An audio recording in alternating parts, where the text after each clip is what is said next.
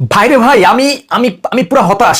কি কারণে হতাশ? আপনারা নিশ্চয়ই এই প্রিপেড মিটার সম্পর্কে কিন্তু অনেক আগে থেকেই জানেন যে এটা কিন্তু ডিজিটাল বাংলাদেশে কিন্তু নতুনভাবে শুরু হয়েছে প্রিপেড মিটারটা। এখনো পর্যন্ত যদিও অনেকেই কিন্তু এই প্রিপেড মিটারের সুবিধাটা ভোগ করতে পারে নাই, বা সুবিধা বা অসুবিধা যেটাই বলেন, অনেকে কিন্তু এটা স্বাদ কিন্তু গ্রহণ করতে পারে নাই। তো আমি আজকে এই প্রিপেড মিটার সম্পর্কে কিছু তথ্য দিব।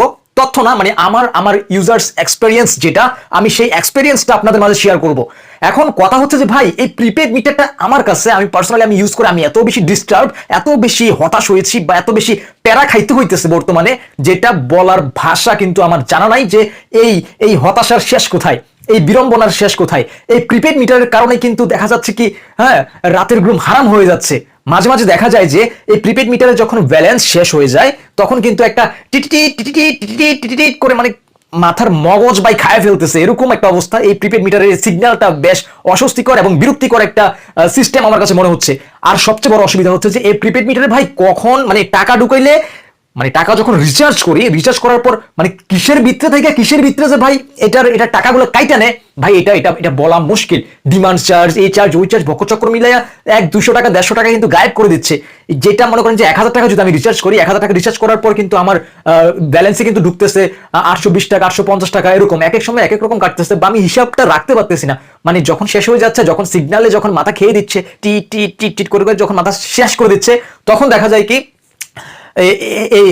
রিচার্জটা যখন করি আর কি, তখন কিন্তু ফুল অ্যামাউন্টটা কিন্তু রিচার্জে কিন্তু অ্যাড হয় না। কিসের চার্জ কাটে আমি বুঝি না, প্রত্যেকবার রিচার্জেই কিন্তু কিছুর একটা না একটা চার্জ কেটে ফেলে। এই চার্জটা পুরাই বিড়ম্বনা, পুরাই লস প্রজেক্ট। আমরা সাধারণ পাবলিকরা এটা নিয়ে অনেক অনেক অনেক হেজেলের মধ্যে আছি, অনেক প্যারার মধ্যে আছি ভাই।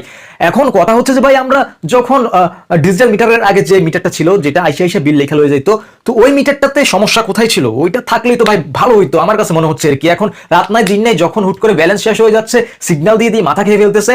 হ্যাঁ, এটা একটা প্যারা। তারপর হচ্ছে যে টাকা যখন রিচার্জ করা হয়, রিচার্জ করার পর থেকে এখানে ব্যালেন্স কি বলে, ডিমান্ড চার্জ, এই চার্জ, ওই চার্জ, বকর চকর চার্জ মিলাই কিন্তু অনেক কিছু কিন্তু এখান থেকে কিন্তু কাটছাট করে ফেলা হয়। মানে আমি বুঝি না এটা কিসের জন্য, বা হিসাবটা আমার টোটাল জানা নাই।